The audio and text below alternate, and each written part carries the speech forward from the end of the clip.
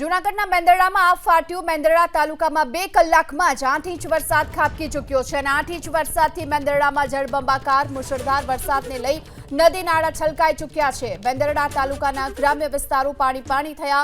જૂનાગઢના બગડુ ગામેથી પસાર થતી બંધુકિયા નદીમાં પણ પૂરની સ્થિતિ છે। મેંદરડાના ચિરોડા અને ચોરેશ્વર ગામમાં પણ મુશળધાર વરસાદ વરસ્યો છે। આ સાથે કેશોદમાં 2 કલાકમાં 3 ઇંચ વરસાદ ખાબક્યો છે તો વંથલીમાં 2 કલાકમાં 2.87 ઇંચ વરસાદ ખાબકી ચૂક્યો છે। એવામાં મેંદરડા તાલુકામાં 2 કલાકમાં 8 ઇંચ વરસાદ ખાબક્યો છે, જેને લઈ જળબંબાકારની સ્થિતિ છે।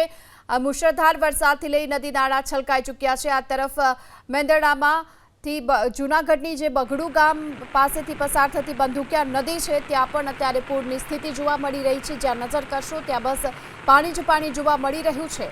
તો મેંદરડા તાલુકામાં 2 કલાકમાં 8 ઇંચ વરસાદ ખાબકતા જળબંબાકારની સ્થિતિ જોવા મળી રહી છે અને વંથલીમાં 2 કલાકમાં 2.87 ઇંચ વરસાદ અને કેશોદમાં પણ મુશળધાર વરસાદ ખાબક્યો છે। 3 ઇંચ વરસાદ અહીં ખાબકી ચૂક્યો છે। બગડુ નજીક આવેલ બંધુકિયા નદીમાં પૂરની સ્થિતિ છે અને તેના કારણે કોઝવે પર પાણી ફરી વળ્યા છે। ભારે વરસાદને લઈ જનજીવન પ્રભાવિત થયું છે। નીચાણવાળા વિસ્તારોને અત્યારે એલર્ટ કરી દેવામાં આવ્યા છે। જૂનાગઢના મેંદરડાની આ સ્થિતિ જોઈ લો આપ કે કયા પ્રકારે ભારે વરસાદ વરસ્યો અને આબ ફાટવાની આ સ્થિતિની વચ્ચે મુશળધાર વરસાદ વરસ્યો। તેના કારણે ખેતરો જળબંબાકાર થઈ ચૂક્યા છે, ગામોમાં પાણી ઘૂસી ચૂક્યા છે। આ તરફ 8 ઇંચ વરસાદથી જળબંબાકારની સ્થિતિને લઈ નદી નાળા પણ અત્યારે ઉફાન પર છે। જૂનાગઢના બગડુ ગામેથી પસાર થતી બંધુકિયા નદીના આ દ્રશ્યો કે જ્યાં પૂરની સ્થિતિ જોવા મળી રહી છે અને સતત પાણીની આવક છે। મેંદરડાના ચિરોડા ચોરેશ્વર ગામમાં મુશળધાર વરસાદ ખાબક્યો છે અને તેના કારણે લોકોના ઘર સુધી આ પાણી ઘૂસી ચૂક્યા છે। ઘૂંટણસમા પાણી ભરાઈ ચૂક્યા છે ગામમાં, જેને લઈ જનજીવન પ્રભાવિત થયું છે અને સતત 2 કલાક સુધી મુશળધાર વરસાદ વરસી રહ્યો અને તેના કારણે આ સ્થિતિ અત્યારે જોવા મળી રહી છે। તો જૂનાગઢના મેંદરડામાં આગ ફાટ્યું છે। આ દ્રશ્યો જેબીપી અસ્મિતાની ટીવી સ્ક્રીન પર અત્યારે આપ જોઈ રહ્યા છો। જે મેંદરડાના ચિરોડા ચોરેશ્વર સહિતના આસપાસના જે ગ્રામ્ય વિસ્તારો છે ત્યાં અત્યારે ગામમાં પાણી ઘૂસી ચૂક્યા છે। નદીના પાણીએ ગામમાં કબજો જમાવી લીધો છે અને ગામમાંથી જાણે કે નદી પસાર થતી હોય તેવા દ્રશ્યો। આ તરફ બગડુ ગામમાંથી જે બંધુકિયા નદી પસાર થઈ છે ત્યાં પણ સતત પૂરની સ્થિતિ જોવા મળી। ભારે વરસાદને લઈને નદી નાળા અત્યારે ઉફાન પર છે। નદીઓમાં પાણીની ભારે આવક જોવા મળી રહી છે અને આ પાણી સીધા ખેતરોમાં ઘૂસ્યા। આ તરફ ગામમાં પણ પાણીએ જમાવડો કરી લીધો છે। લોકોના ઘર સુધી અત્યારે પાણી ભરાઈ ચૂક્યા છે, તેને લઈને જનજીવન પ્રભાવિત છે। આ તરફ બંધુકિયા નદી પર આવેલો કોઝવે જે પાણીમાં ડૂબી ચૂક્યો છે, વાહન વ્યવહારને અસર પહોંચી છે અને લોકોને પણ ભારે મુશ્કેલીનો સામનો કરવાનો વારો આવી રહ્યો છે। તો વંથલીમાં પણ મુશળધાર વરસાદ વરસ્યો છે। આ તરફ કેશોદમાં પણ 2 કલાકમાં 3 ઇંચ વરસાદ ખાબકી ચૂક્યો છે। હવામાન વિભાગે પણ આગામી 3 કલાક સુધી વરસાદનું એલર્ટ જાહેર કર્યું હતું અને એવામાં જૂનાગઢના મેંદરડામાં આગ ફાટ્યું છે અને તેને ઠેર ઠેર આ પ્રકારના જે દ્રશ્યો પૂરની સ્થિતિના જોવા મળી રહ્યા છે। મુશળધાર વરસાદને લઈ મેંદરડાની આ સ્થિતિ આપ જોઈ લો કે કયા પ્રકારે પાણીએ કબજો જમાવ્યો છે। ધારાસભ્ય દેવાભાઈ માલમ અત્યારે આપણી સાથે જોડાઈ ચૂક્યા છે। દેવાભાઈ, અત્યારે ક્યાં વરસાદ કેટલો વરસ્યો છે અને શું સ્થિતિ છે અત્યારે? કયા કયા ગામમાં અત્યારે પાણી ઘૂસ્યા છે? અતિ વરસાદ પડે એટલે અત્યારે ઘણા ઘરમાં પાણી ગરી જાય છે ને ઘણા ઘરમાં ગરી ગયું છે। અતિ પડે ત્યારે કામથી કેમ પાણી આવે ને કેમ જાય એવું નક્કી નથી થતું, આટલો વરસાદ પડે। હું અત્યારે ગામડા કેશોદમાં અંદર આવ્યો જોવા। જી, કયા કયા ગામો તેના નામ જણાવી શકશો? નહીં, કેશોદમાં કેશોદની વાત કરી રહ્યા જી? હા, સિટી બીજામાં તો હજી નથી તકલીફ, સિટીમાં જ છે। જી હા જી, કેશોદની આસપાસની ગામોની પણ શું સ્થિતિ જોવા મળી છે? એમાં નહીં વાંધો આવે, કેશોદના ગામડામાં નથી વાંધો, આ તો સિટીમાં જ્યાં નિકાલનો ઓલું હોય ને બંધ કર્યા હોય ને અતિ પાણી આવ્યું એટલે તકલીફ થઈ એમ। તો કયા કયા વિસ્તારો સૌથી વધુ પ્રભાવિત છે કેશોદ શહેરમાં?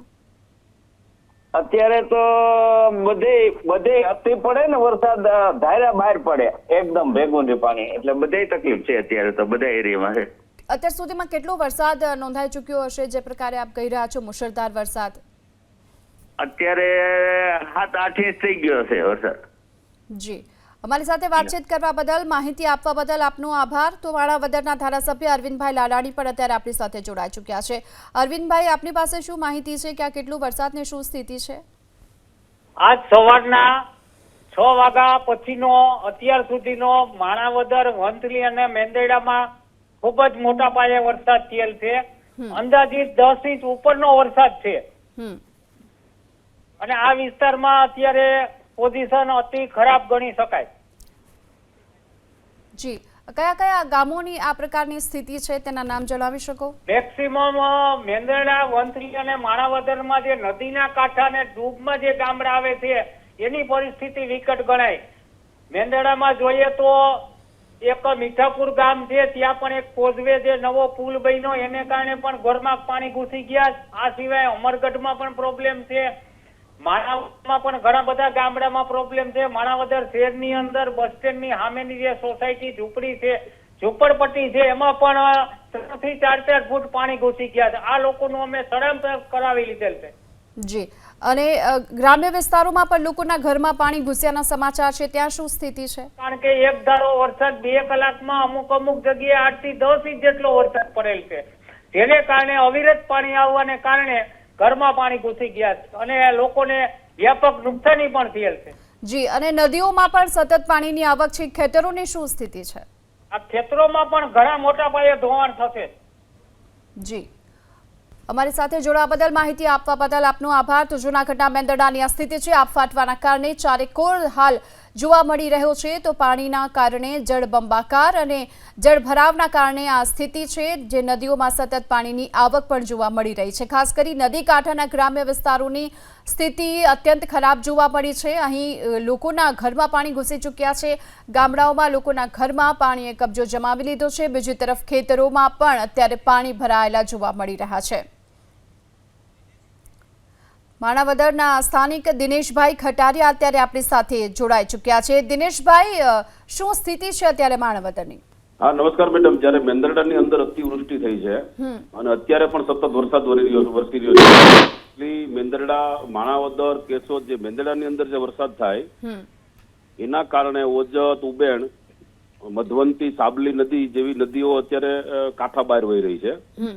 આપણે જે નેશનલ હાઈવે છે એ જે ખોખેડા ફાટક થી આગળ, જે આપણે વંથલી થી આગળ ટપો ત્યાંથી ખોખેડા ફાટકમાં માત્ર નેશનલ હાઈવે અત્યારે હાલ પૂરતો ખુલ્લો છે। બાકીના જે પેટા જે રસ્તા હોય, દાખલા તરીકે ખોખેડા ફાટક થી મેંદરડા, આમ સામે સાઈડ ઘેડ પંથકમાં જે બામણાસા બાલાગામ જતો રસ્તો, એ બધા રસ્તાઓ અત્યારે હાલમાં ક્લોઝ થઈ ગયા છે। વહીવટી તંત્ર સાથે પણ ખૂબ તાલમેલથી અત્યારે હાલે છે, સૂચનાઓ પણ આપી છે। સાબલી ડેમના પણ 11 દરવાજા ખોલી નાખવામાં આવ્યા છે ખોરાસાની અંદર।